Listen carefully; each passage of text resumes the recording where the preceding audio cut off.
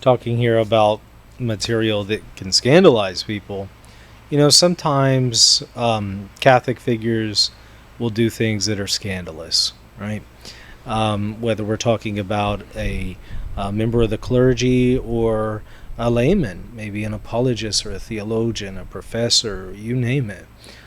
Sometimes people of the faith do bad things.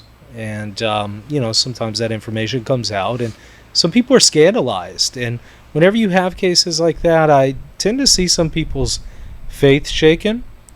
They start to question, any information that they may have received from that person or sacraments, if we're talking about a clergyman. And they really start to question their own faith. What is your thoughts here, and how would you guide people on working through that situation if there's somebody who they've been scandalized by, but they've felt like they really benefited from them? What's your advice to them? Yeah, all right. So the whole idea of scandalizing people is in the way I see it, at least, and this is not church doctrine or anything, but the way I see it is that scandal, ought to be avoided.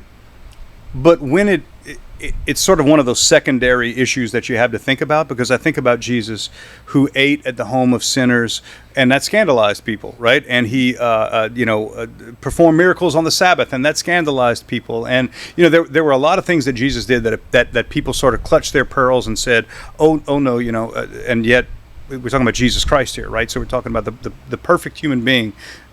Invited in a lot of cases, I don't say invited people to think the wrong thing, but was perfectly okay with people thinking the wrong thing given certain circumstances, right?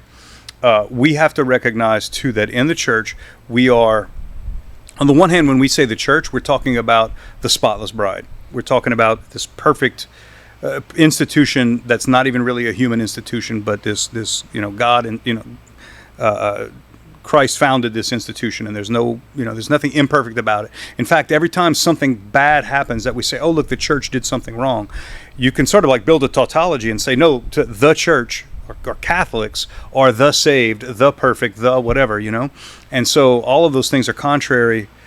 All of those things are not the church being the church when it does something wrong, right? Mm-hmm. Just like a Christian is not really being a Christian when he does something unchristian. Mm-hmm. So that might be one way of kind of helping to get through it and say, people are sinners, people do the wrong thing, but when they do, that doesn't taint the truth.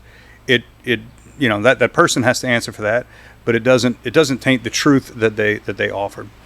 I do think it's probably healthy not to get yourself attached too much to someone who is still alive and able to mess things up. I think of men like Tertullian and Origen, who are these brilliant church fathers who, in the end, we're not going to ever call them a saint, because they got off track somewhere.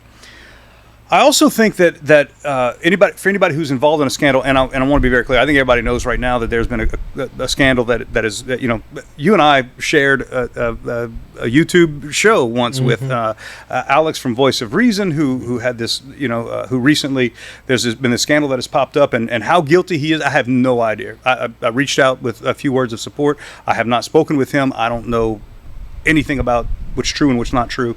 I don't even want to guess because it's not my, right. I'm not in a position to know anything. Right. Yeah. I will say this: our church has been rocked by scandals for so long. I have a friend of mine who was accused falsely, and for 4 years, that man, who had been recently ordained, for 4 years, that man had to go and disappear, and had to basically become a maintenance man and a gardener for the Society of Jesus. Wow. As a young priest, while he waited for everything to be cleared up. And eventually it was 100% exonerated, absolutely cleared up, absolutely in fact, it was retracted. The accusation was retracted and all this kind of stuff. So he's completely exonerated. But he had the grace to be able to say, I don't want to I don't want to lead people to away from the church with my public presence.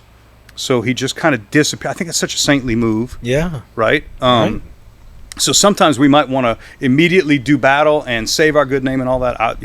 My only thing is to say that within the church, we do have to worry about the basic human reaction to scandals. Let's say it's all fabricated. Let's say it's all made up. You still want to say, let's get to where we can show that and then move forward. As far as I can tell, that's what Alex is doing. I haven't seen him, heard from him, he hasn't made any videos or anything like that. As far as I can tell, that's what it seems like he's doing. Seems like the right move. So it seems like he's doing everything you can do if it were fabricated. And even if it's not fabricated, it would be the same move, practically speaking, in terms of how much we'd see him. So. Hey, if you enjoyed that video, go ahead and hit the subscribe button and the like button. And also consider supporting me on Patreon, patreon.com/Reason and Theology.